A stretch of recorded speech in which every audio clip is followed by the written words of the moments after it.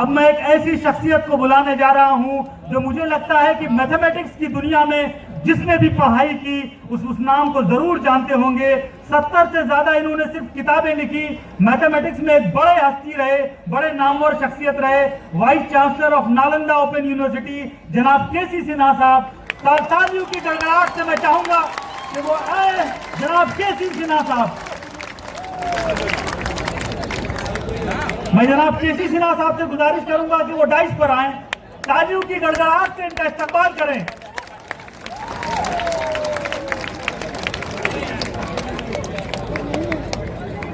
ताली तो बजाओ, अपने गुरुजी के लिए तो ताली बजाइए। क्या बात करते हैं। अरे हम लोग सब इनके लिखे किताब को पढ़कर गणित सीखे हैं। इनके लिए ताली बजाइए जोर से। आज जन स्वराज पार्टी के स्थापना दिवस पर दो महान विभूतियों का भी जन्म दिवस है। राष्ट्रपिता महात्मा गांधी और लाल बहादुर शास्त्री जी का। आदरणीय प्रशांत किशोर जी और इस मंच पर उपस्थित सभी सम्मानित अतिथिगण, सामने के रो में सामने बैठे हुए सभी लोग, सभी सम्मानित बंधुगण, प्रिंट और इलेक्ट्रॉनिक मीडिया के उपस्थित सभी बंधुगण, हम सब जानते हैं कि बिहार शिक्षा के क्षेत्र में अग्रणी था। क्यों अग्रणी था?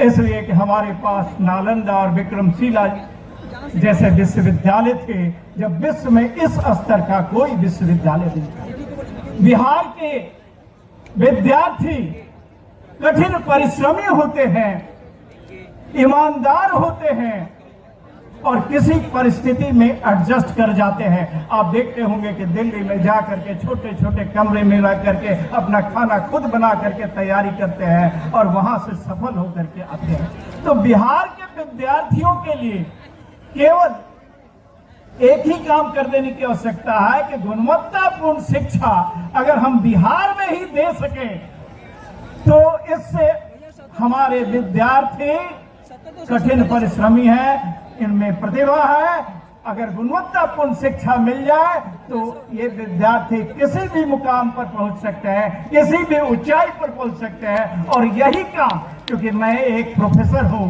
और 50 इयर्स हो चुका है मेरा, हमारी किताबें क्लास 1 से लेकर के पीजी तक है, तो हमारे विद्यार्थी जो हैं हम जानते हैं कि इनमें कितनी प्रतिभा है। केवल इनके आसपास स्कूल में या और किसी संस्थान में हम शिक्षा, बेहतरीन शिक्षा की व्यवस्था कर दें तो यह बिहार पुनः शीर्ष पर होगा, शिखर पर होगा। इसलिए हम प्रशांत किशोर जी ने एक बार हमको बुलाया था और कहा कि यहाँ के शिक्षा व्यवस्था को कैसे ठीक किया जाए ताकि जो वंचित क्लास के बच्चे हैं, जो वंचित क्लास के लोग हैं, जो नहीं अफोर्ड कर सकते हैं बाहर जाना और अपने आसपास के इलाके में ही पढ़ाई करना चाहते हैं, उनको गुणवत्तापूर्ण शिक्षा कैसे दिलाया जाए। तो हम लोगों ने एक प्लान बनाया है और आदरणीय प्रशांत किशोर जी से इस पर डिस्कशन हो रहा। हम जल्दी ही आपके बीच में आएंगे और यह शिक्षा निःशुल्क होगा,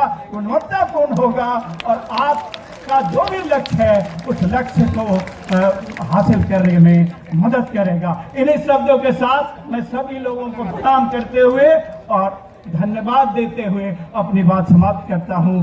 आप सबों को बहुत बहुत धन्यवाद। बहुत बहुत शुक्रिया गुरुजी।